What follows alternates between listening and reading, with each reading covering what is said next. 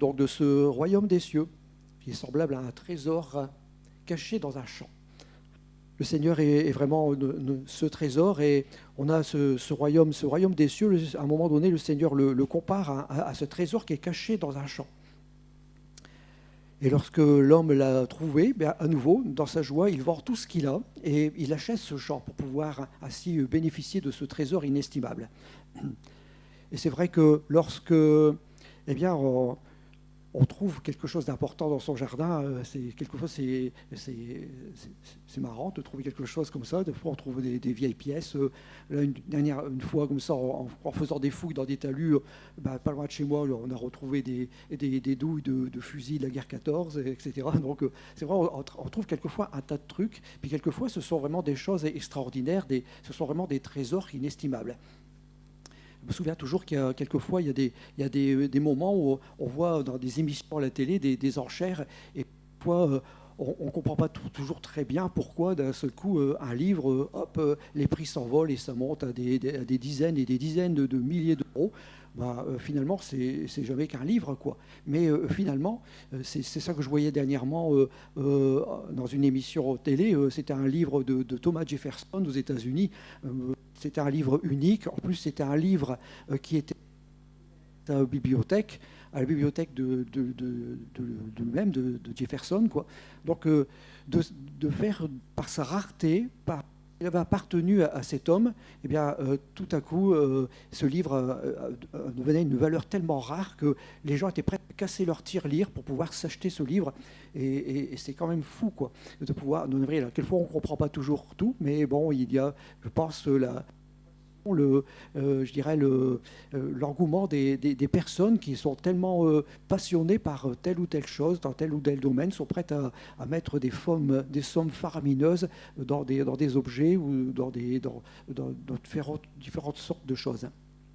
Et on comprend, et je pense que là, dans cette parabole-là, c'est un petit peu ce qui s'est passé, hein. L'homme avait un champ, à force de faire peut-être des fouilles, rechercher peut-être quelque chose, il est tombé sur un coffre avec de l'argent, et finalement, là, il s'est aperçu que c'était un trésor. Et donc, il a vendu tout ce qu'il avait, toutes ses possessions, pour pouvoir entrer en possession de ce trésor.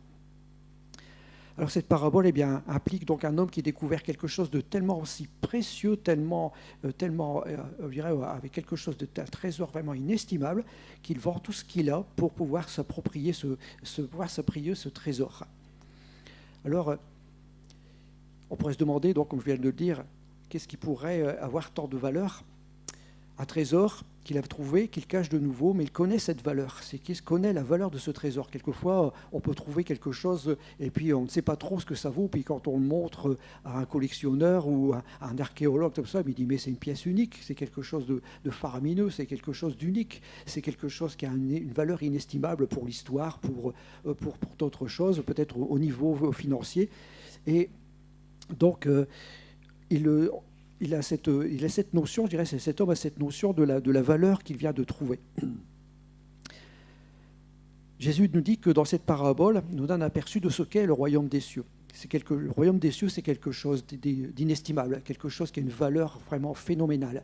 C'est vraiment un trésor. Et je dirais que quelque part, Jésus nous interpelle en disant, c'est à nous à faire tous nos efforts, à vendre tout ce que l'on a ici sur cette terre. Finalement, ce n'est rien par rapport à ce trésor qu'il a dans le ciel, et qu'on doit tout faire, tout notre possible pour pouvoir bénéficier de ce trésor que le Seigneur met là à notre disposition. Alors, il y a beaucoup de gens qui en connaissent le trésor, qui connaissent ce trésor, qui connaissent les promesses de Dieu. Et malheureusement, quelquefois, on passe à côté. On connaît ces promesses, on en a, je dirais, une idée, on sait que ça existe, mais quelquefois, on passe à côté de cela. Alors aujourd'hui, le Seigneur nous offre les richesses de son royaume, mais pour cela, on a besoin de venir à la recherche de Dieu et de remettre Dieu dans notre vie. Qu'on puisse laisser de côté encore ce matin toutes ces choses du monde, afin de pouvoir expérimenter pleinement toutes ces richesses que le Seigneur a prévues pour nous. On connaît ce passage qui nous dit que le Seigneur, il a des projets de paix pour nous, et pas des malheurs. C'est des projets extraordinaires pour nous. Ce serait dommage de passer à côté de toutes ces richesses, de ce trésor inestimable. Nous savons que bien sûr, pour nous, c'est Jésus, le trésor inestimable dans nos vies. C'est lui qui est notre trésor, c'est lui que l'on sert, que l'on aime.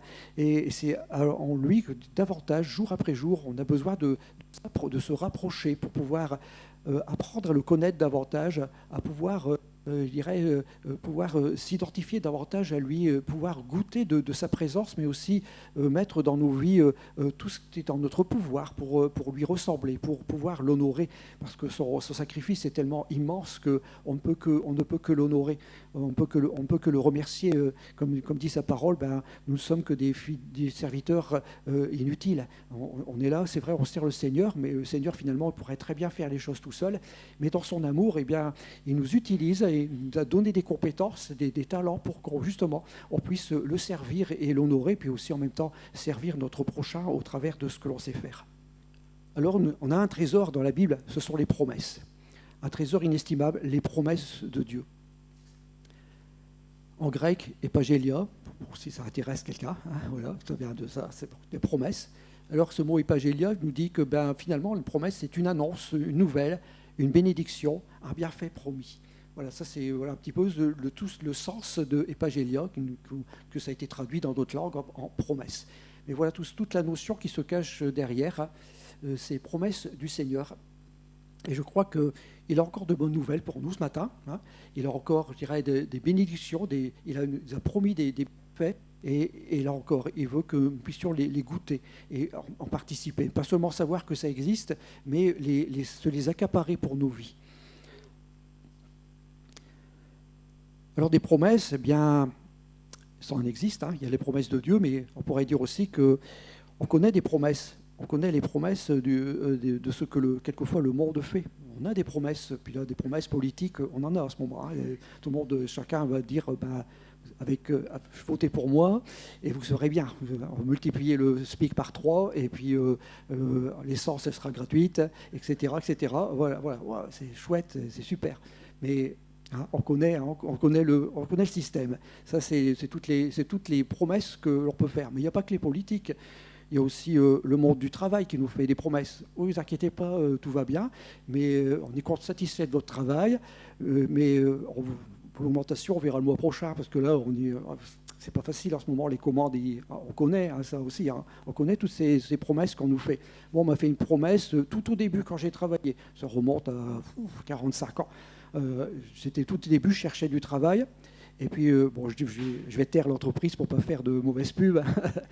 Et puis je me suis présenté donc à un entretien d'embauche, puis on m'a dit vous inquiétez pas, on a noté tout votre CV, on vous rappelle. Ça fait 45 ans que j'attends, et j'attends toujours d'avoir été rappelé.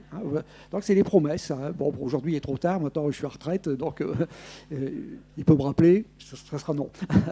Mais voilà, donc le monde du travail nous fait aussi des promesses. Puis il y a aussi la publicité qui nous fait des promesses. Vous connaissez, c'est cette lessive qui lave plus blanc que blanc. Oui, bien sûr, toutes les promesses dans la publicité, etc.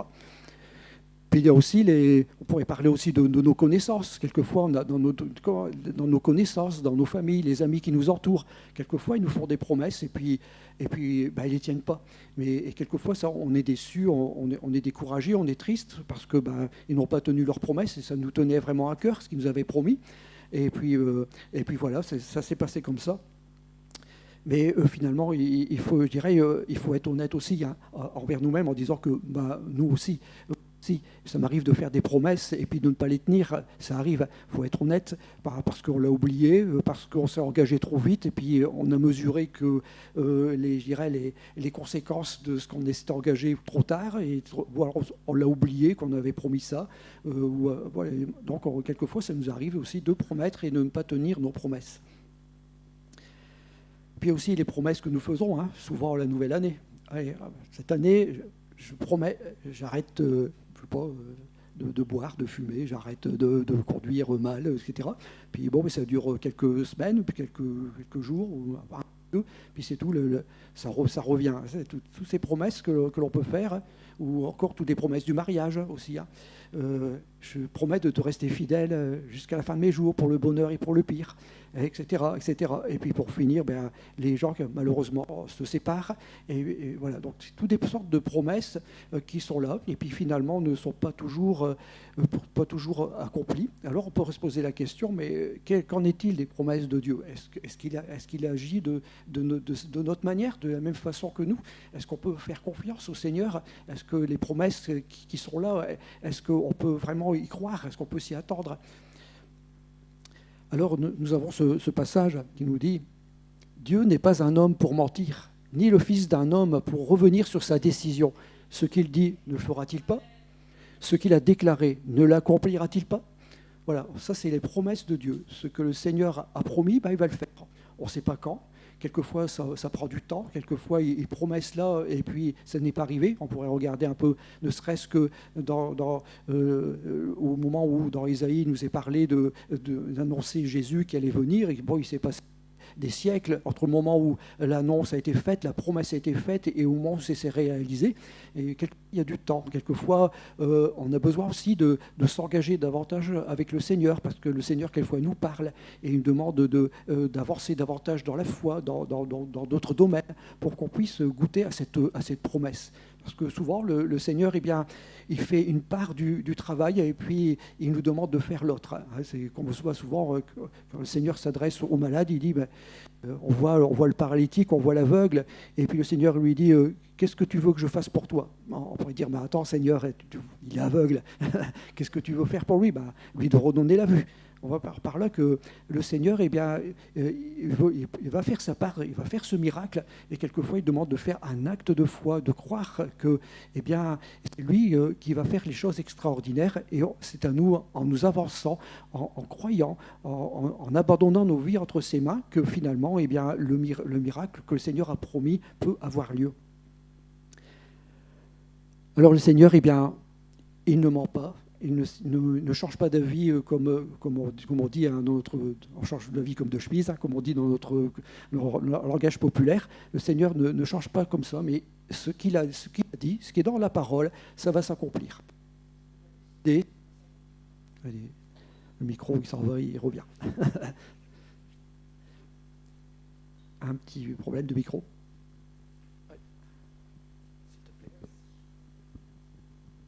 Voilà. Problème résolu. Ça va vite.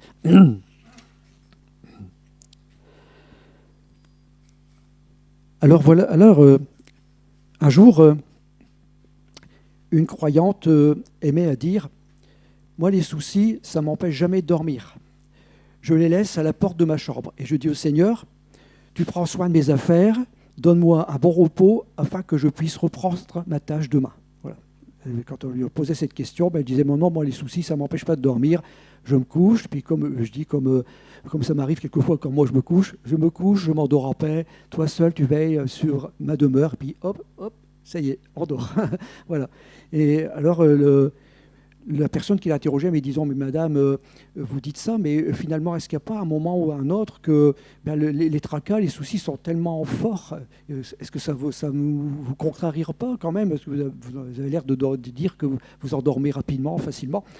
Alors elle dit, oui, si c'est vrai, j'avoue, par moment, j'ai des difficultés à m'endormir parce que les soucis, les tracas passent au-dessus de ma volonté.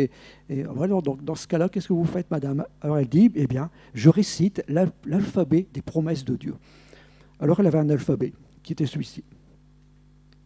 L'alphabet des promesses de Dieu. Elle récitait ces versets-là pour pouvoir, à chaque fois qu'elle était dans la difficulté et dans les soucis, elle disait A, qui commence par « Avec Dieu, nous ferons des exploits ». Ça, c'est vraiment une promesse encore extraordinaire. A, comme « Avec Dieu, nous ferons des exploits ». Puis elle disait B, « Béni soit l'homme qui se confie dans l'Éternel et dont l'Éternel est l'espérance ». Jérémie 17. Ouais, c'est bien ça. Béni soit l'Éternel. Donc encore une autre promesse. C, celui qui demeure à l'abri du Très-Haut repose à l'ombre du Tout-Puissant, dans Psaume 91. Et D, Dieu est pour nous un refuge et un appui, un secours qui ne manque jamais dans la détresse. Voilà ces passages qu'elle se qu'elle passait en boucle dans sa tête. Elle avait fait une petite liste avec tous les différentes versets comme ça qui lui faisaient du bien. Et elle se les récitait à chaque fois qu'elle avait des difficultés, à chaque fois qu'elle rencontrait des soucis. Et je crois que là encore aujourd'hui, eh bien, aujourd'hui encore, avec Dieu, on peut faire des exploits. Avec Dieu, on peut encore remporter de grandes victoires. On peut remercier le Seigneur parce que tous ceux qui se confient en lui ne sont jamais déçus. Quand on met notre confiance dans le Seigneur, on sait que le Seigneur nous conduit, il nous écoute. Comme je disais tout à l'heure, la promesse, elle est là. Peut-être ça ne va pas se faire tout de suite, mais elle va se faire. Si le Seigneur l'a promis, ça va se faire, c'est sûr. On trouve aussi du repos là, à l'abri du Très-Haut, à l'abri du Tout-Puissant. On a ce repos, cette confiance. On est vraiment encouragé lorsqu'on le met à un abri. Quand, en montagne, c'est vrai, quand il y a des grottes, il y a des endroits, quand l'orage gronde, etc., on est bien content d'aller se mettre à l'abri sous un rocher, sous une grotte. C'est un peu dans cet esprit-là qu'on peut l'imaginer.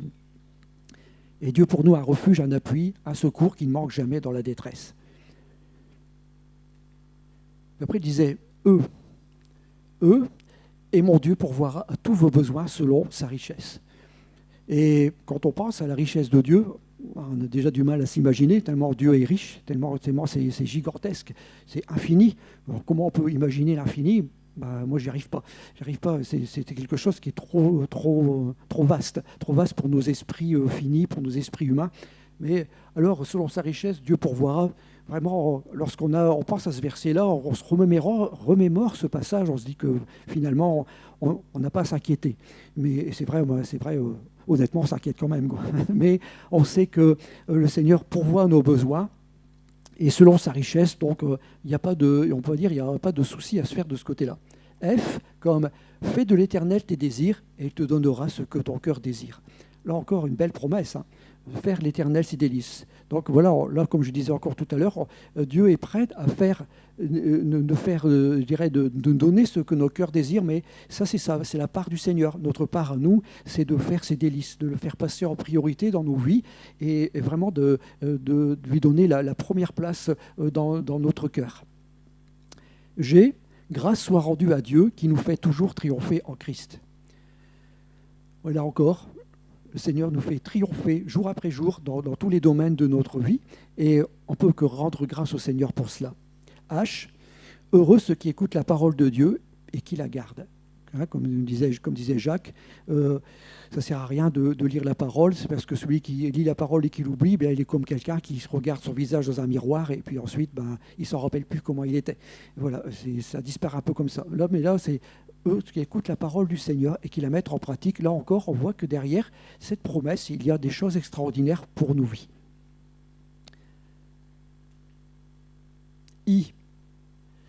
Il a pris nos infirmités et il s'est chargé de nos maladies. Encore une merveilleuse promesse. Hein. On sait qu'en ce moment, bien, on peut dire que les frères et sœurs sont vraiment touchés par toutes sortes de maladies. Pas seulement que du Covid, mais il y a d'autres maladies qui viennent encore harceler et vraiment nous apporter de la tristesse, apporter des soucis dans les foyers, dans les cœurs et au sein de l'Église. Mais on veut se rappeler que le Seigneur, sur la croix, a porté nos infirmités, il a porté nos maladies, et que finalement, là encore, on peut faire confiance au Seigneur et remettre toutes choses entre ses mains. J, je ne te laisserai pas, je ne t'abandonnerai pas. Et c'est un verset que j'aime particulièrement, parce que souvent, beaucoup de gens vivent dans la solitude. Même, on peut très bien être seul au milieu de la foule, il n'y a rien d'impossible, mais le cœur est tellement abattu, en déprime, découragé, mais on a l'impression d'être toute seule, d'être abandonné. Mais on veut se souvenir que le Seigneur, ne nous laisse pas, ne nous abandonne jamais. Il nous garde comme la prunelle de ses yeux. Il dit qu'il a inscrit son nom dans le creux de sa main et il ne peut pas nous oublier. C'est impossible. Il ne nous abandonnera jamais, quel que soit ce que nous pouvons faire, parce que c'est vrai, quelquefois, dans nos vies, on est vilain, quelquefois dans nos vies, mais c'est pas parce que notre enfant, quand il est vilain, il fait une bêtise, c'est pas pour ça qu'on l'aime plus. On le réprimande, mais c'est pas pour ça qu'il a perdu notre amour. On continue à l'aimer. Et je crois que le Seigneur, il fait comme ça aussi. Il ne nous abandonne pas, il ne nous laisse pas. Le malheur atteint souvent le juste, mais l'Éternel en délivre toujours. c'est vrai que ça aussi c'est une vérité, hein, que souvent les justes sont touchés, on ne comprend pas toujours pourquoi a tel il a attrapé ça, pourquoi il lui arrive telle ou telle chose, ou telle épreuve. Pourtant c'est un enfant de Dieu, on ne comprend pas toujours. Et c'est vrai, mais une chose est certaine, c'est que l'Éternel le délivre toujours. Et au sujet de ce verset, j'aimerais aussi ouvrir un petit peu une petite parenthèse en disant, quand quelqu'un traverse des difficultés, là encore ça interpelle, parce que ça me rappelle un petit peu les amis de Job, hein, qui disaient, écoute Job, si tu es dans la misère, si t'arrive ça, c'est parce que finalement tu as un petit péché caché, hein, c'est que tu as quelque chose dans ta vie qui ne va pas. Mais on montre bien par là que ce n'est pas toujours le cas. C'est pas toujours, et même c'est rarement le cas. Ça arrive que quelquefois ça se passe comme ça, mais la plupart du temps, on est interpellé par ce passage en disant qu'on ne peut pas se permettre quelquefois d'apporter un jugement trop précipité, parce qu'on a besoin de se rappeler que le malheur nous frappe, tout le monde. Tant qu'on est sur cette terre, eh bien, on est frappé par les différents malheurs, les différentes choses qui sont là. On est sur cette terre, oui, on est malade, oui, on peut perdre son emploi, oui, il nous arrive des soucis, des tracas, etc. Mais bon, c'est comme ça. Tant qu'on est sur cette terre, eh bien, on est tributaire de tous ces différents soucis. Mais une chose est certaine, c'est que le Seigneur, lui, nous délivre toujours. Et aime, ma grâce te suffit. C'est ce qu'un jour le Seigneur a dit à Paul, hein, ma grâce te suffit. Et lorsqu'on y pense, c'est vrai, la grâce du Seigneur nous suffit. Tous les jours, ce sont que des cadeaux que le Seigneur nous fait. La vie, le souffle de vie qui nous anime, quelquefois le stress ce que nous appartient, le logement. Quelquefois, ça m'arrive de penser à ça, de prendre une bonne douche chaude alors qu'il fait froid dehors, puis je dis, ça c'est une grâce. De pouvoir avoir de l'eau chaude. On pense à tous ceux qui vivent dehors, hein, quand on pense à tous ces migrants là qui sont en train de balloter sur les flots ou rejeter sur la plage, ou d'autres qui sont là en marge à une frontière là, comme des animaux parqués. Je dis, mais Seigneur, merci parce que j'ai à toi, merci parce que je peux laver, parce que je peux manger, parce que j'ai des vêtements. C'est une grâce, c'est des cadeaux que tu nous fais, Seigneur. Alors c'est vrai, ma grâce te suffit, Seigneur, et ta grâce, j'aurais pu dire, ta grâce me suffit, Seigneur, et merci encore. Et puis la dame continue sa liste. Haine, n'aie pas peur ou ne crains pas, crois seulement. Là, c'est ce qui est dit, hein, devant le tombeau de Lazare, ne crains pas, crois seulement. C'est pas impossible, ressusciter un mort, impossible, oui, impossible pour nous, mais pour Dieu, non, c'est pas rien d'impossible. Alors ne crains pas, crois seulement. Ô combien ta bonté est grande. Tu la tiens en réserve pour ceux qui te craignent. Tu la témoignes à ceux qui cherchent refuge en toi face aux hommes. Combien ta bonté est grande, combien le Seigneur est bon. On chante souvent, hein, et c'est vrai, le Seigneur est bon et miséricordieux, et chaque jour, il prend soin de nous. Paix, prenez mon joug sur vous et recevez mes instructions, car je suis doux et humble de cœur, et vous trouverez du repos pour vos âmes. Matthieu 11. On sait que le fardeau du Seigneur, il est léger, parce qu'il nous aide à le porter jour après jour. Et on veut le remercier, Seigneur, de ce que, il suffit simplement de recevoir ses instructions, d'avoir un cœur doux et humble devant lui, de laisser de côté notre orgueil, nos vanités, et de laisser ces choses-là pour vraiment trouver du repos auprès du Seigneur, de trouver du repos pour notre âme. Quand je marche dans la vallée de l'ombre de la mort, je ne crains aucun mal, car tu es avec moi. La vallée de l'ombre de la mort, ça arrive quand on la traverse. Ça arrive qu'au travers des soucis, des tracas, des difficultés de tous les jours, on traverse cette marche, cette vallée de l'ombre. Mais ce n'est jamais qu'une ombre, finalement. Quelquefois, on est effrayé par une ombre. Mais le Seigneur, lui, il est cette lumière qui chasse ces ombres qui nous font peur, qui nous terrifient par moments. Et même si c'est cette ombre de la mort, alors on n'a pas de mal à avoir, pas de crainte à avoir, parce que finalement, le Seigneur, il est avec nous jour après jour. Il a dit qu'il ne nous abandonnerait pas. Il serait tous les jours avec nous jusqu'à la fin du monde. Et on continue dans cet alphabet. R. Recommande ton sort à l'Éternel. Confie-toi en lui. C'est lui qui agira. Alors le sort, une fois, j'en ai déjà parlé. Le sort ici, ça fait un peu magie, quoi. Mais finalement, le mot sort, c'est le chemin. Littéralement, c'est le chemin. Recommande ton chemin, recommande ta destinée au Seigneur. Confie-toi en lui, et c'est lui qui agira. est-ce si vos péchés sont comme le cramoisi et deviendront blancs comme la neige. Là, c'est bon de se souvenir de cela, parce que c'est vrai, on pêche tous les jours, quelquefois involontairement, quelquefois on ne le sait même pas, parce que ce sont des choses qu'on ignore. Mais une chose est certaine, c'est que lorsqu'à chaque fois qu'on viendra au pied de la croix, et même si ces péchés sont rouges comme le cramoisi, même si c'est quelque chose de terrible, de violent, ou je dirais vraiment de fort, eh bien, on a une chose est sûre, c'est que le Seigneur pardonne et il efface tout cela. Toute chose concourt au bien de ceux qui aiment Dieu. Là encore, c'est bien de se souvenir de ça. Toute chose concourt au bien de ceux qui aiment Dieu. Et je suis certain qu'on aurait chacun des témoignages à raconter à ce propos, hein, que quelquefois des hommes ou dans des situations, que ce soit au travail ou ailleurs, des gens ont essayé de nous mettre des bâtons dans les roues pour pouvoir nous empêcher, parce que tout simplement on était chrétiens et que quelque part ça les gênait. Et finalement, eh bien, on s'aperçoit qu'au fil du temps, eh bien, le Seigneur il dispose les cœurs, et ce qui était prévu de mal pour nous, eh bien, on a l'impression que tout s'est effacé, tout a disparu, je dirais, entre guillemets, de façon magique. Mais non, c'est tout simplement le Seigneur par derrière qui fait son œuvre, et lui, il ne se repose pas, il ne veille pas, mais il continue d'être, je dirais, de travailler dans ce monde, dans cet univers. Alors toutes ces choses concourent au bien de ceux qui aiment Dieu. Et un jour tenté par vie vaut mieux que 1000 ailleurs. Et c'est vrai que c'est au pied du Seigneur, comme on l'a chanté tout à l'heure, c'est auprès de Dieu que je veux me tenir. Parce que finalement, c'est là le meilleur endroit où qu'on puisse être. Parce qu'un jour, dans les parvis du Seigneur, c'est mieux que 1000 endroits quelque part à travers. Ça ne veut pas dire qu'il n'y a pas de bonnes choses, il n'y a pas des joies et je dirais des plaisirs autour de nous, dans notre société. Mais je dirais que vraiment, les vrais trésors, quelque chose d'authentique, de véritable, ils se trouvent vraiment au pied du Seigneur, dans ses parvis. Et puis l'alphabet se termine. V. Vous aurez des tribulations dans le monde, mais prenez courage, j'ai vaincu le monde. Ça, encore, c'est une belle promesse, hein, qui nous est faite. C'est vrai, on a des tribulations, comme on le disait tout à l'heure, on a chacune ses difficultés dans la vie de tous les jours, mais on veut se souvenir que le Seigneur, il a vaincu ce monde et qu'il prend soin de nous et il a tout remporté à la croix. Y. Y a-t-il rien qui soit étonnant de la part de l'Éternel? Là, c'est une question qui nous est posée. Non. Alors j'ai mis un petit dessin supplémentaire en dessous en disant impossible, et puis le 1, il a été barré. Parce que ce qui nous semble impossible à nous, y a-t-il quelque chose qui sera impossible pour le Seigneur?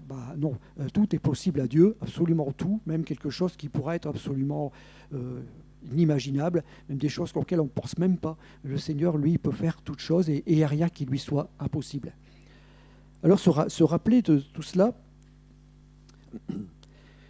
se rappeler de cette alphabet des promesses.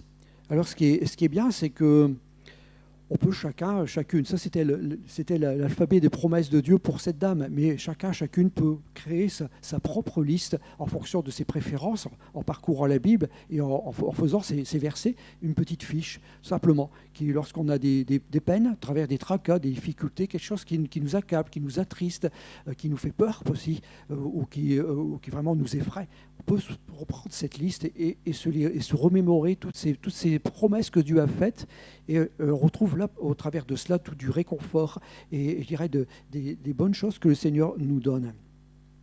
L'important, c'est de garder ce trésor, ces promesses en nous. Notre plus grand trésor, bien sûr, c'est Jésus, son œuvre à la croix, et toutes les choses qui en découlent au travers de cette croix, toutes les choses qui découlent, parce que le Seigneur a vraiment tout accompli à la croix, tout, absolument tout, et tout a été fait là, à ce moment-là, et le Seigneur, on peut compter sur ses promesses.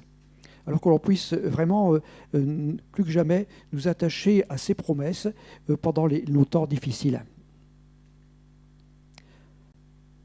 Alors, comme je disais tout à l'heure, il ne faut pas seulement je dirais, avoir le côté je dirais, intelligent ou je dirais, pratique de savoir qu'il existe une liste avec des promesses, mais maintenant on puisse les vivre, vivre ces promesses. Pas seulement savoir que ça existe, avec Dieu nous ferons des exploits, ouais, c'est bien, mais est-ce que je vais vivre ces exploits? Et on pourrait je dirais, remémorer encore tous ces versets qu'on a vus, mais se poser la question, ouais, mon Dieu pourvoit à tous mes besoins, etc. Mais puis survivre maintenant toutes ces promesses que le Seigneur fait dans nos vies. Alors là, c'est le passage Acte 2.1, c'est le passage de la Pentecôte. Là, c'est vraiment là, il y avait une promesse qui a été faite, c'est le Saint-Esprit allait descendre sur les disciples qui allaient être là. Donc ils ont attendu, ils étaient là dans la chambre haute. Vous connaissez ce passage, hein. Et puis là, à un moment donné, je dirais la promesse s'est réalisée. Ils ont vécu ce qui était promis, et ils ont été baptisés là, du Saint-Esprit. Le Saint-Esprit est venu sur eux, et on sait combien ils ont fait là une expérience extraordinaire. Alors, moi, ce passage-là, vivre les promesses de Dieu, ça me fait penser aussi que on ne veut pas seulement se contenter de savoir que ça existe, mais on veut vraiment les vivre, ces promesses de Dieu, et se les accaparer.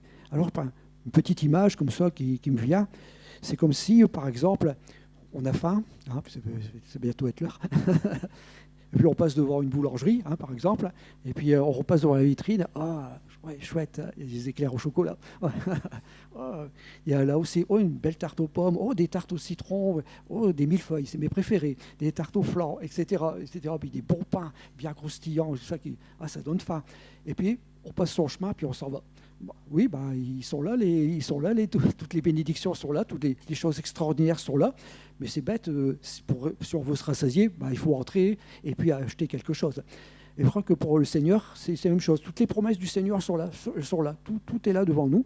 Mais ce serait dommage de passer devant je dirais, la vitrine du Seigneur et de ne pas entrer en sa présence pour pouvoir vivre ces choses que le Seigneur a en réserve pour nous. Alors, voilà, c'est par là que je terminerai ce message. Que le Seigneur vous bénisse, que vous puissiez vraiment réaliser et puis vivre les promesses que le Seigneur a pour vous. Pour nous tous, pour chacun d'entre nous. Si vous, le cœur vous en dit, vous pouvez faire cette liste de promesses, vous pouvez vous rappeler, relire à souhait, autant de fois que vous voudrez, qu'à chaque fois il y aura des difficultés. Voilà. Que le Seigneur vous bénisse ce matin et puisse vous enrichir et vous combler. Que son nom soit béni. Amen.